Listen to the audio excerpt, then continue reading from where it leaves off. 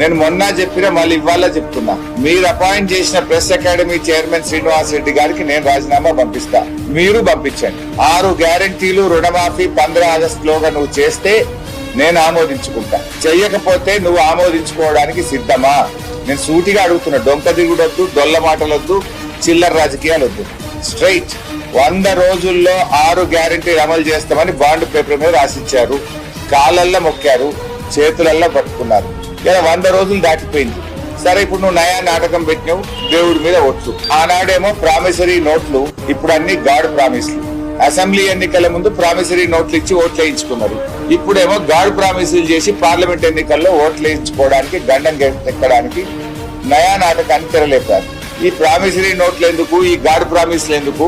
Direct గా మనమే మాట్లాడదాం. 15 ఆగస్టులోగా 6 గ్యారంటీలు రుణమాఫీ చేస్తావా, చేయవా? అయితే నేను రాజీనామా చేస్తా, లేదంటే నువ్వు చేయ.